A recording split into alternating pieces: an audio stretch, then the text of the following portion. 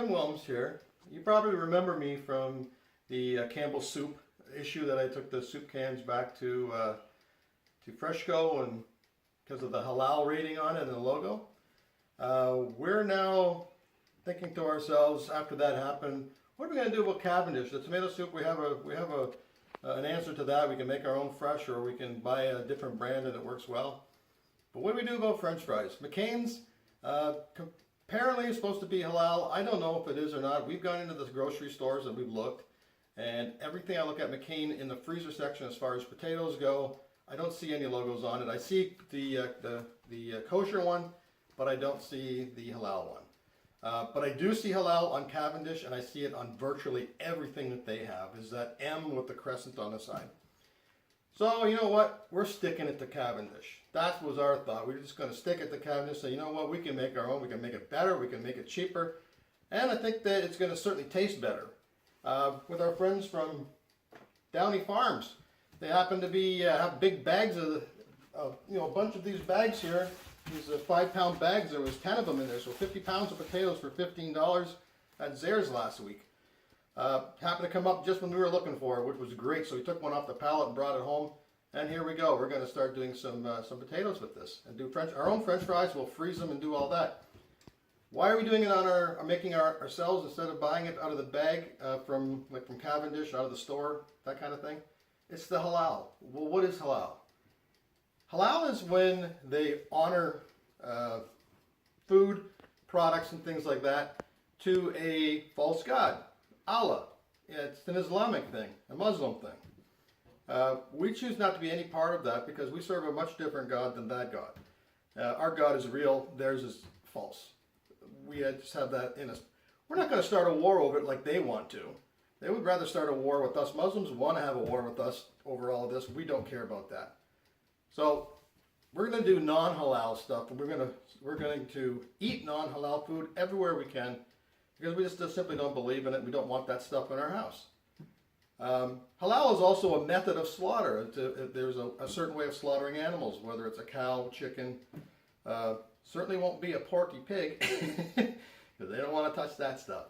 But in cattle, it's a method of slicing the throat from the artery here through the throat and the artery there, leaving the spinal column intact. In other words, the animal's still alive. So they use a sharp blade, they cut it, they praise to Allah when they do this, and the animal bleeds out naturally while still alive, while still breathing, while still fully aware of what's going on, and in fear. They say they're not supposed to, halal is supposed to not have any fear in the animal. They're supposed to be all natural and painless. I'm only can imagine that it's probably the most painful thing to go through, to have yourself slit that far and then stay alive and get to witness as you try to moo or whatever, and you can't do anything. There's lots of videos on YouTube to show you what halal slaughter is. It's absolutely barbaric. Not something we would even want to allow in this country. Virtually, traditional slaughter is a bolt, and it's basically just a big pin that fires into the back of the head with pneumatic pressure, knocks the animal out and then some, and then they proceed to slaughter it after that, after it's out. A humane method. For whatever reason, Muslims say that the halal is the humane method of slaughter. I don't see it, and I don't think anybody in the world sees it that way other than them. So anyways, that's what halal is to us. Halal means that these potatoes haven't come in contact with anything that is non-halal, like alcohol, pork, poison, anything that they can't have, it doesn't come into contact with it. And that's the only thing it means. So when that label goes onto a package and it says halal on it, or the little M or whatever else, it's just a certification label that they've suckered the company that creates that stuff, the manufacturer, into paying exorbitant amounts of money to have them put that seal on so that they can be politically correct in this country. It's a scam from one end to the other. That money all ends up going overseas to his other Islamic institutes, to different things. Muslim Brotherhood has received ties into this money as well, and we know that they're a terrorist organization in the United States.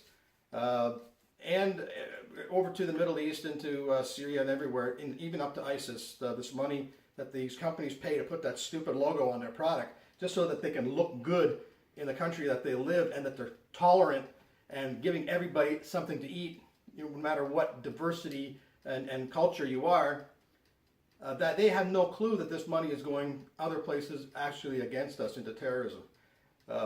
We don't want any part of that. We're not going to support that. So even if you've, when you're shopping, check everything for labels and make sure that there's no halal labels. Do a Google search for halal. You'll find all the different logos that they have.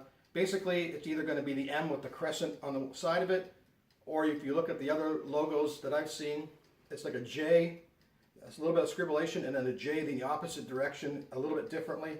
But that's how you can tell that it's halal. It's not necessary to have halal. There's even lots of videos online that talk about halal.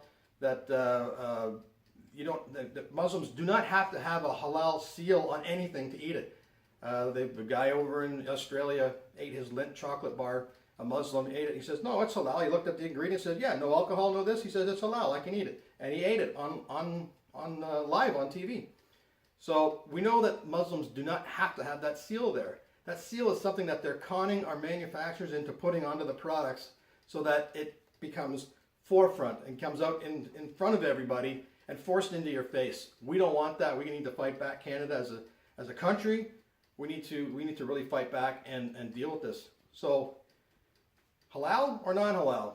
Non-halal for me. Thanks very much. Potatoes, they came from a company called Downey Potato Farms. They're located in Melancthon, Ontario, which is just south of Collingwood and I guess northwest of Orangeville. And you can see something interesting here.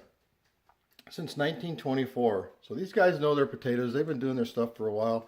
They are, I'm sure, well versed and understand Canadian values for sure. There's the bag right there. It's it's a smaller bag. You can see by the size of my hand. It's a smaller bag, but there's 10 of them in there. The potatoes are fairly large russets and great for making French fries. So what I'm going to do is I'm going to start peeling some of these things. You know, your average peeler, stick them in the sink and whatever, and wash them up. I'm going to put the potatoes into a pot of water. You're going to want to be able to do this so that you can get the starch off of the potatoes, as well as it will allow them to not turn brown on you while you're waiting to do what we're doing. We're going to be doing a par fry, as we mentioned before, to these potatoes in order to get them ready for the freezer. And we're just using a basic Brevetti Pro fryer here, nothing special, but we are putting it at about 350 degrees. About 350 degrees is what you want, 345, 350, somewhere in that area. And that will allow you to partially cook the fries, but not completely. And you only put them in there for about 2 or 3 minutes or 4 minutes, depending on the temperature, because it will drop when you put the potatoes in. So you're going to do them in small batches. And as you put them in, they will fry and they'll turn a golden brown, but a light golden brown, just so that you can start seeing it golden brown, like the French fries that you see from the other people, you know, Cavendish, Halal, like those ones there, except now we're going to be doing it in a much fresher way and a way that is much more healthy for us. Anyways, I'll gonna get started on peeling these potatoes, and when I'm done, I'll come back to you. Okay, so I've got all the potatoes peeled. Got a whole bucket of them over here. And here's our cutter. We've got a 1/4-inch blade on here.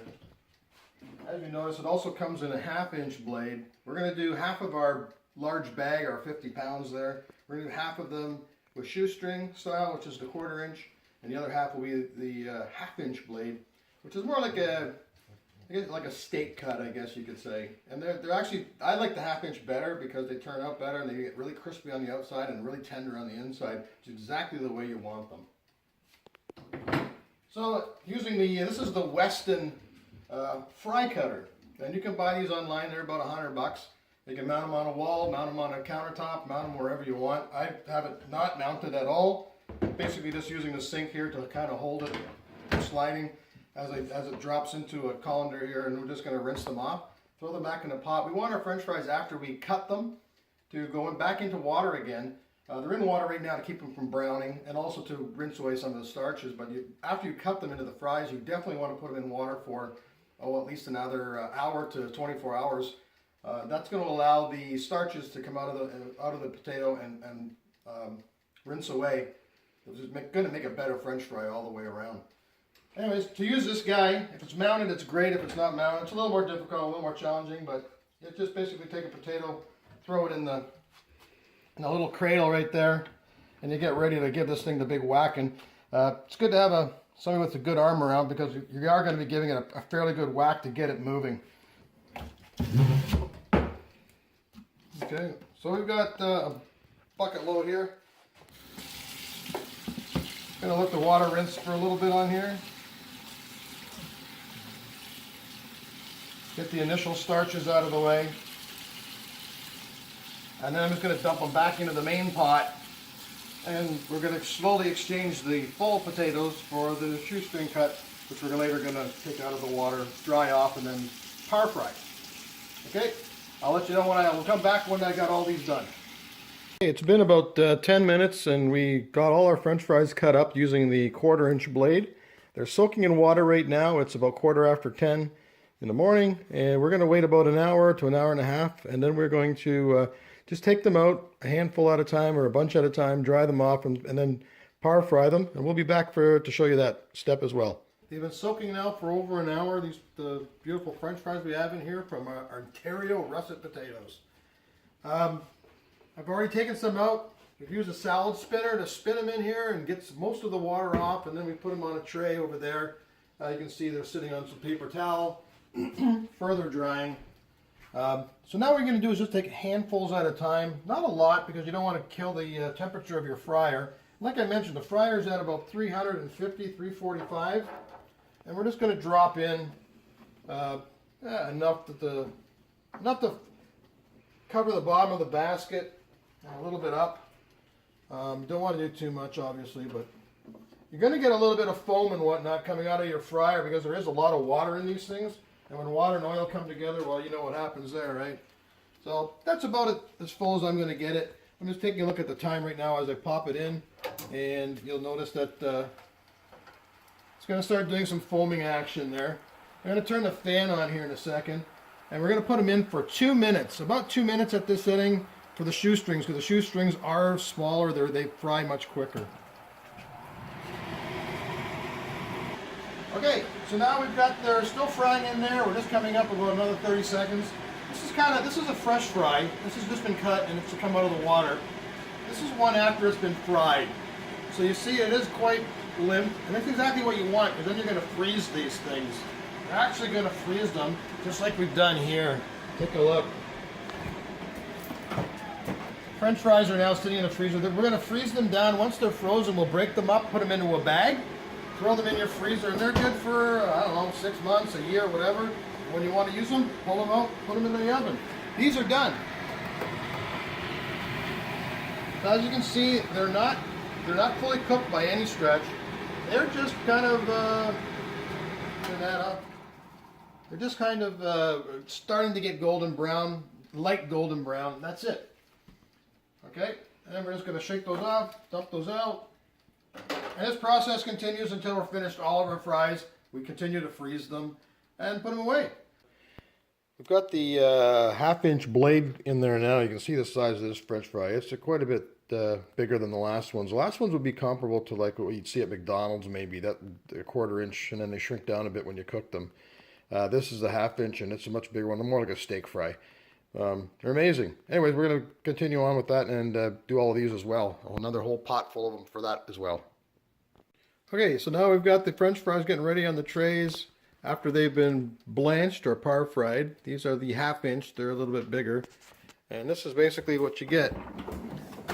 We just put them in there until they cool down and get frozen, nice and frozen. We put them in a bag and stick them back in the freezer.